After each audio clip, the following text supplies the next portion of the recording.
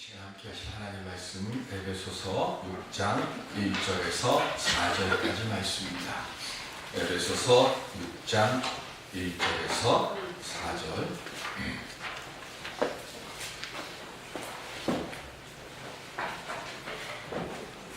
에베소서 6장 1절에서 4절.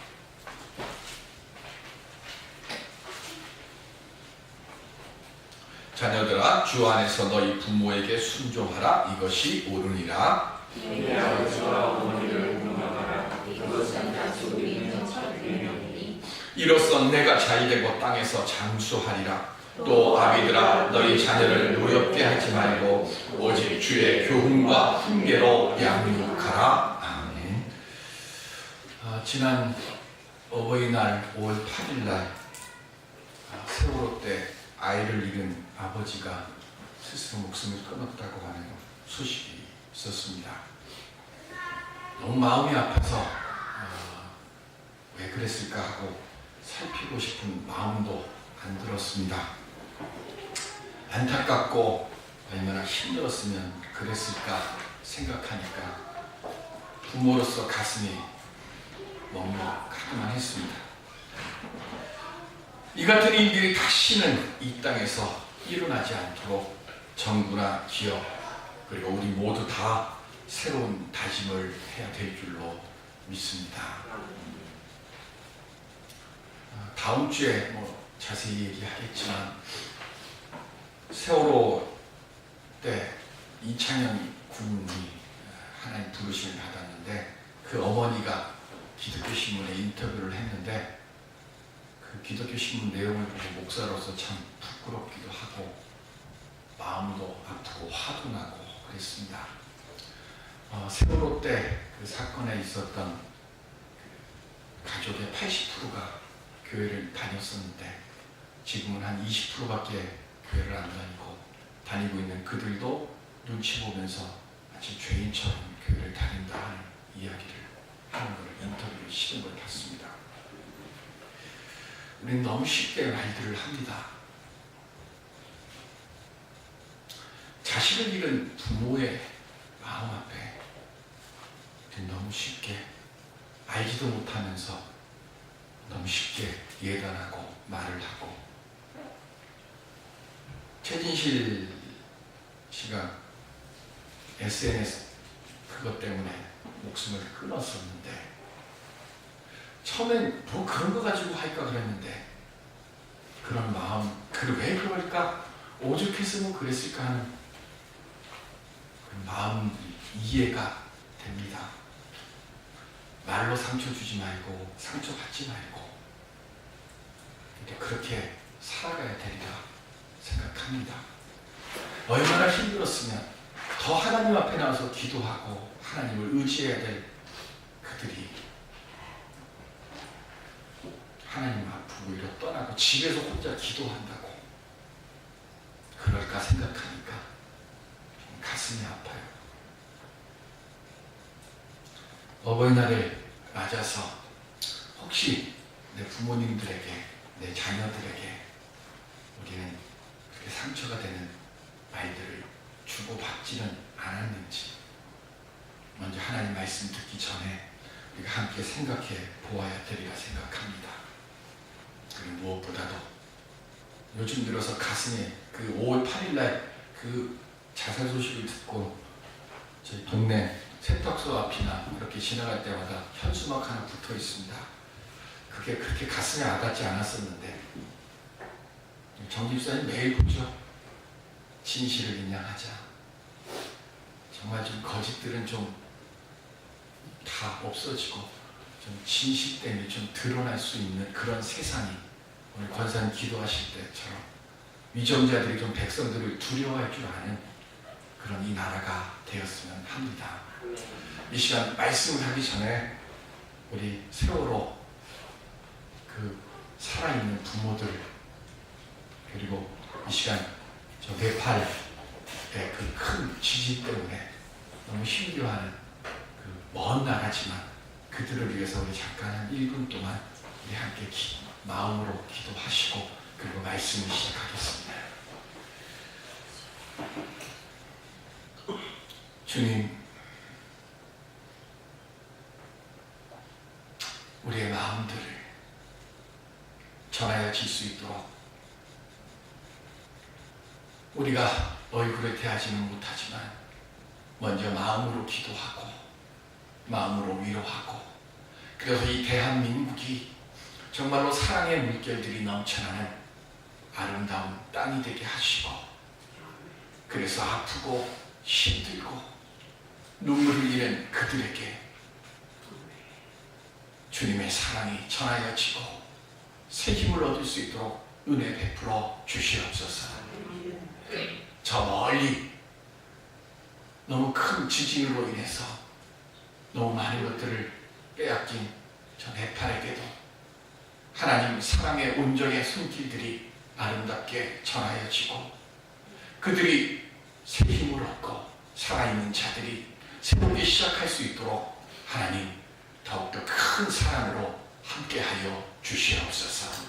머리 숙인 우리들도 하나님의 사랑 안에서 참으로 사랑과 위로와 그리고 감사의 말들을 함께 나누며 주님의 은혜 안에서 아름다운 주의 나라를 건설해 갈 수 있는 주님의 귀한 일꾼들이 다 되게 하여 주옵소서. 감사하며 예수님의 이름으로 기도드립니다. 아멘. 하나님께서 하나님의 백성들에게 사람답게 살고 행복하게 살도록 10계명을 주셨습니다. 그리고 그 첫 계명부터 4계명까지는 사람이 하나님과 어떤 관계를 가져야 하는가, 그래서 하나님께 대한 도리를 어떻게 하며 살아야 하는가를 기록했습니다. 그리고 5번째부터 10번째까지 계명은 사람과 사람 사이에 지켜야 할 도리를 기록했습니다. 근데 그 중에 첫 번째 계명, 즉 5번째 계명은 내 부모를 공경하라 이렇게 시작합니다. 그러면 내 생명이 땅에서 길리라 그랬어요. 사람과의 관계에 대한 다른 계명들은요 다 하지 마라 하지 마라 하지 말아요. 그런데 유일하게 해라 라고 말한 것은 제5계명입니다.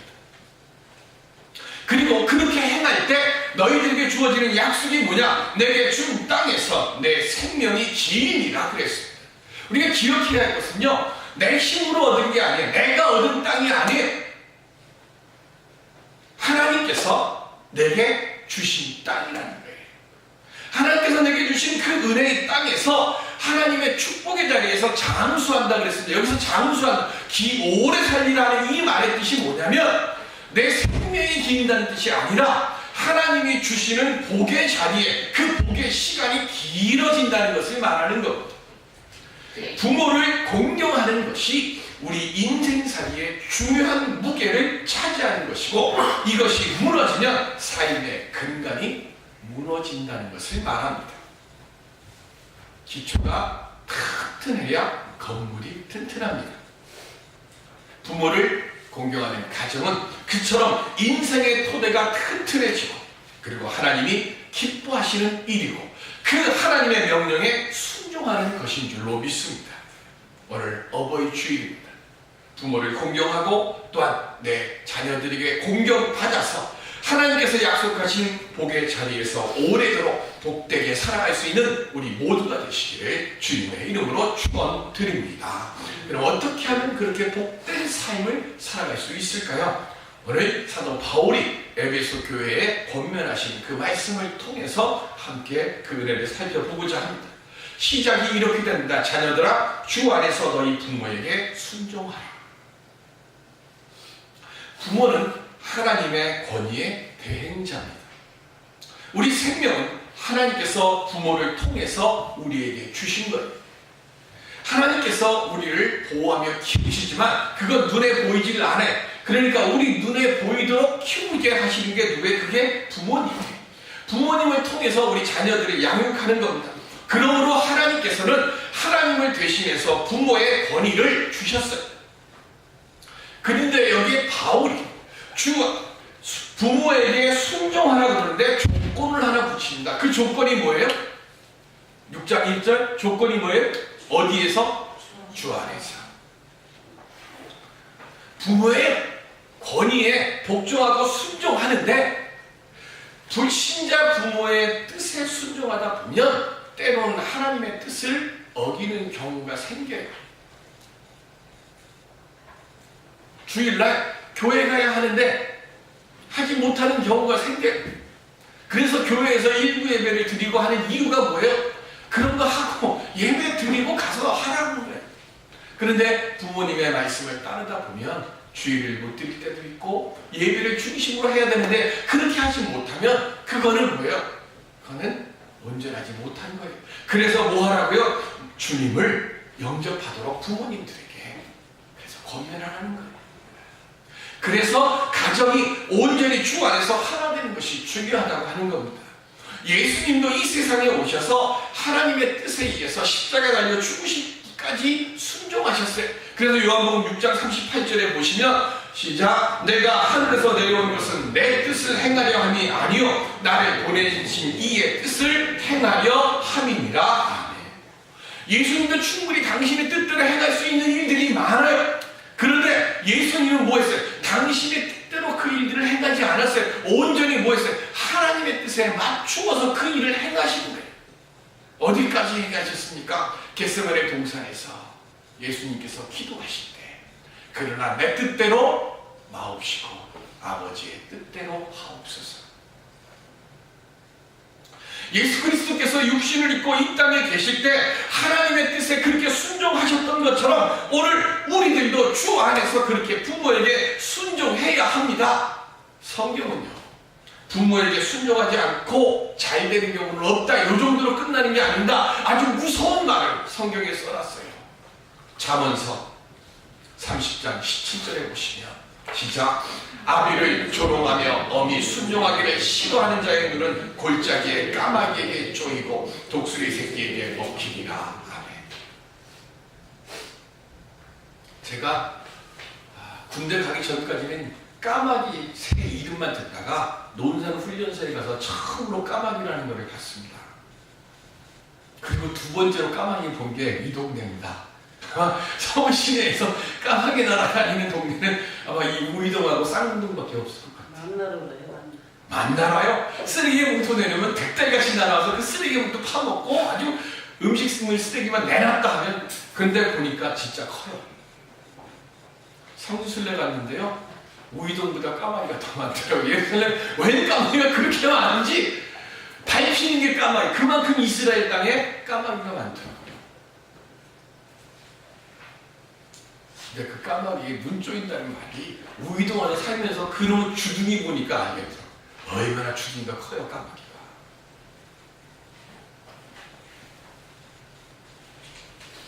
부모에게 순종하고 부모를 공경하는 것이 첫 번째인 거예요. 분명 우리가 자랄 때보다 엄청나게 세상 좋아졌습니다. 집들도 좋아졌습니다. 저 어릴 때만 해도요. 매일 하루에 우리 집 천장에서 운동회가 하루도 수십 번 일어나요. 누구 운동회가 열립니까? 쥐들이 그냥 뭐 왜 이렇게 오고 가는지. 근데 요즘 쥐들이 운동회 하는 집에서 사는 사람들 별로 없잖아요.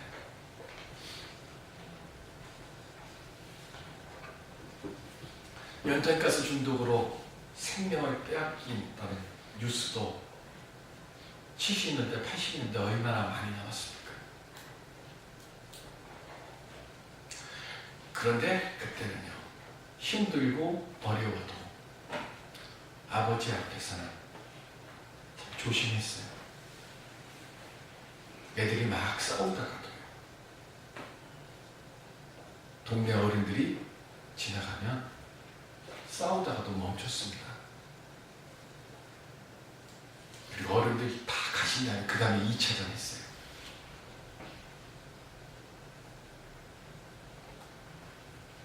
분명히 더 많은 가전제품이나 편리한 가구들이 집안에 많은데 더 많은 질병과 고통을 당하고 있습니다. 집이 커지고 고급스러워진 만큼 평안도 커져가야 되는데 오히려 더 많은 고독과 눈물들이 넘쳐나고 있습니다. 좋은 가정을 만들어야 되는데, 집은 좋아졌는데 가정은 점점 삭막해지고 거칠어져 가고 있습니다. 성경은 분명히 말씀합니다. 부모의 권위를 세우는 곳에 하나님의 평강의 복이 더하여 진다고 말씀했습니다. 이 시간 우리들의 가정들이 부모의 권위가 서지는 하나님의 평강의 복이 더하여 지는 아름다운 가정, 복된 가정이 되시기를 바랍니다. 사무엘하 18장 5절에 보시면 왕이 요압과 아비새와 이때에게 명령하여 이르되 나를 위하여 젊은 압살롬을 너그러이 대우하라 하니 왕이 압살롬을 위하여 모든 군치관에게 명령할 때에 백성들이 다 들으니라. 아멘. 아들 압살롬이 쿠데타, 아버지 다윗이 궁에서 빠져나와서 마하나임이라고 하는 곳에 머물러 있었습니다. 그리고 그곳에서 이제 압살롬의 군대와 일전을 치르러 군대를 만들고 나가고 있어요. 그런데 지금 전쟁 치르러 나가는 군대 장수들 요압과 아비새와 이때를 불러가지고 모든 병사들이 보는 앞에서 뭐라고 얘기를 합니까? 전쟁으로 나가면 뭘 얘기해야 돼요? 이기고 돌아와라! 이겨야 되죠. 내 병사들 목숨들 감정이면 조금 죽는 거예요. 그건 어쩔 수 없는 거지만 내 병사들의 손실을 좀 최소한 하고 이기고 돌아와라, 이래야 돼. 그런데 지금 다윗은요, 전쟁으로 나가는 장수들과 군사들 앞에서 뭐라고 얘기를 해요? 압살롬을 어떻게 하라고요? 너그러이 대우하라. 승전의 부탁이 아니라 내 아들 압살롬 상처내지 말고 좀 살려가지고 좀 그렇게 해서 내 앞으로 좀 데리고 와라. 목숨 걸고 전쟁터에 나가는 군사들 앞에서 왕이 지금 이런 말 합니다. 전쟁 끝난 뒤에는 어떻게 됐습니까? 이겼느냐를 묻는 게 먼저가 아니라 누구부터 물었어요? 뭐부터 물었어요? 내 아들 압살롬이 어떻게 됐는가? 그리고 압살롬이 죽었을 때 그 소식을 듣고 다윗이 뭐라 그래요? 내 아들 압살롬아, 내 아들 압살롬아, 내가 너를 대신하여 죽었다면 내 아들아, 내 아들. 이기고 돌아온, 승전하고 돌아온 장수들과 군사들이, 백성들이 다윗 앞에서 무슨 큰 죄 지은 것처럼 어찌할 바를 모를 정도로 그렇게 통곡했어요. 부모의 마음이 이와 같지 않습니까? 나를 밟고서라도 내 자녀가 잘 된다면 자녀의 허물과 부끄러움도 참아주고 감싸주려고 하는 겁니다. 그러니까 못 배웠다고, 못 가졌다고, 못났다고 자신의 부모를 비방하는 자녀들은 하나님께서 복 주시지 않습니다. 물론 제 주변에 보면 야, 어떻게 엄마가 저럴까, 아버지가 저럴까 하는 사람도 있어요. 제가 아는 집안에도요, 아들이 장가 가는데 아들이 군대에서 장교 출신으로 해갖고 몇 천만 원을 모아놨는데 그 장가 가는 돈을 아들 몰래 엄마가 가져가 버렸어요. 그래, 진짜 아들이 돌아가신 저희 어머니가 자주 쓰는 말, 장가 갈 때 뭐만 가지고 왔다고 정말 그렇게 해갖고 왔어요. 그리고도 사고 치고서는 며느리한테 내가 사고 쳤으니까 네가 갚으라고 생겼어요.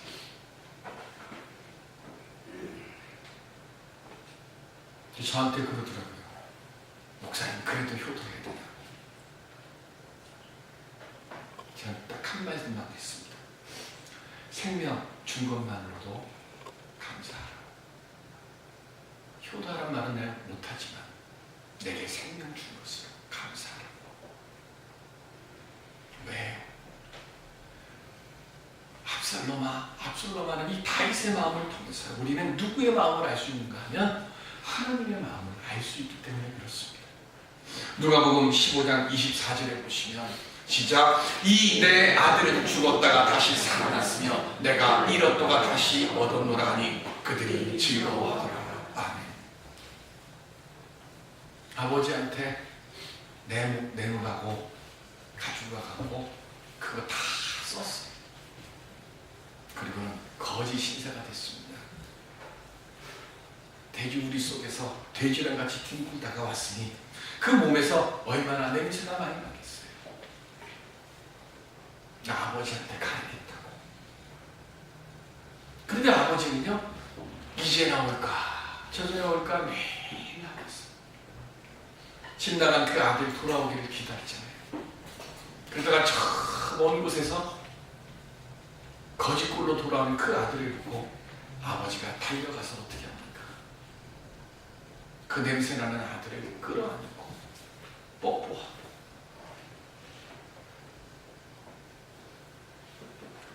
옷 갈아입히고 신발 신기고 가락지 끼워주고 그리고 참치고 영적으로 회개하는 자들을 하나님은 이렇게 기뻐 영접해 주십니다. 마찬가지로 부모들도 자녀들의 뉘우침과 용서의 말 한마디만 들으면 그간의 모든 것, 섭섭했던 것 다 잊으시고 기뻐하실 줄로 믿습니다. 부모를 공경하는 모습, 좋은 것, 귀한 것으로 대접하는 것도 물론 좋죠. 그러나 그것보다 더 귀한 것은 진실된 말과 그리고 사랑의 대화에서부터 시작되어질 줄로 믿습니다. TV도가 행복한 세상에 나온 얘기예요. 주방에 들어갈 때마다 엄마가 이상하다, 폼이 여기 뒀는데 하고 자꾸 뭐라고 얘기를 하는 거예요. 쌀이 없어지고 뭐 밑반찬이 없어지고 조미료가 없어지고 그런다는 거예요. 처음에는 에이 엄마가 쓰고서 그랬나 보지, 엄마 건망증이야 이랬대요. 그냥 대수롭지 않게 생각하고 넘어갔는데 어느 날 아들이 통조림을 몇 개 사왔는데 그 통조림이 없어져 버린 거예요. 아들이 그때서야 이게 심각한 거다 이제 아들이 생각한 거예요. 그리고 엄마한테 뭐라고 얘기를 하는가 하면 엄마 이거 안 되겠다, 열쇠 우리 이거 자물통 바꾸고 그리고 파출소에 신고하자고. 거지 도둑이야, 왜 맨날 남의 집에 들어와서 이런 것만 훔쳐가냐고, 나 그게 더 기분 나빠 그랬어요. 근데 엄마가 이상하게 그러지 말라 그러더라는 거예요. 그리고 이 물건이 없어지는 날이 언젠가 그랬더니 엄마가 수요일마다 문화센터에 가서 뭘 배우러 가는데 그날만 되면 없어지는 거예요. 근데 다음에 놓기 보니까 엄마가 수요일날 문화센터에 가는데 그날따라 전날에 유독 맛있는 음식을 막 만들어. 그리고 나가면서 누가 봐도 아 여기 돈 있구나 하고 알만한 자리에 돈도 놓고 나가는 거예요. 아들이 이게 더 화가 나는 거예요. 아니 뭐 도둑들만 잡아야 마땅한데 이러는 거 싶어가지고 하루는 엄마한테 자기 도서관 간다고 일찍 나갔다가 엄마가 나가는 거를 보고는 몰래 엄마 몰래 집에 딱 들어온 거예요. 그리고 야구방망이 하나 딱 들고 이놈 도둑놈 들어오기만 하고 붙잡겠다고 야구방망이 딱 들고 있어요. 그런데 조금 있다가 문이 대그락 하고 열쇠 열리는 소리가 들리더라는 거예요. 너 오늘 잘 걸렸다 하고는 방망이를 딱 들고 내려치려고 딱 하는데 그만 딱 풀어버렸어요.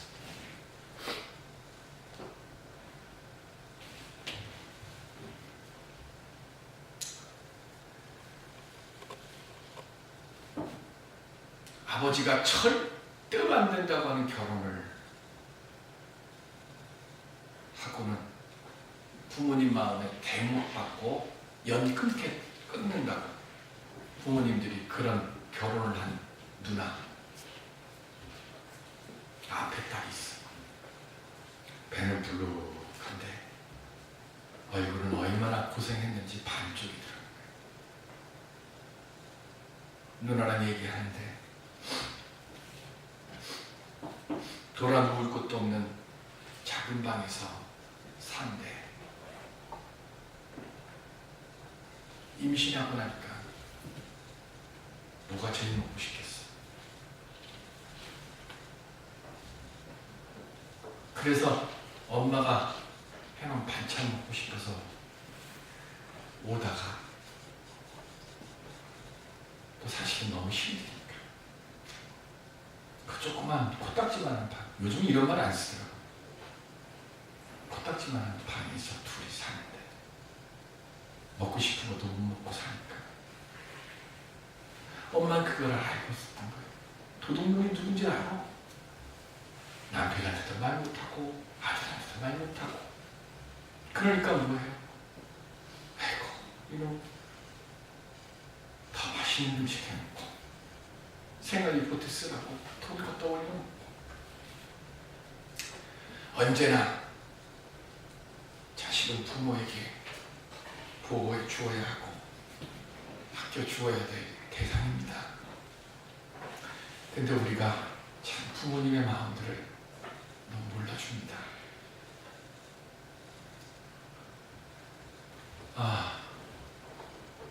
제 엄마가 너무 보고 싶어서 사실은 설교 준비하면서도 참 눈물을 흘렸었는데, 밥 먹었냐 하고 이렇게 물으실 때 왜 그렇게 부드럽게 대답하지 못했을까?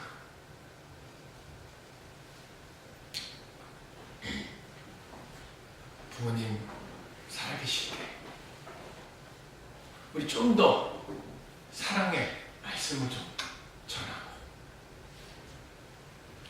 한 부전라도 좀 자주 하고,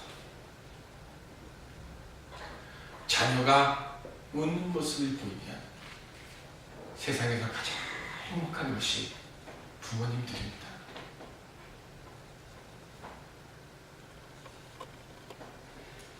다시 말씀드립니다. 주 안에서 부모님을 공경하십시다.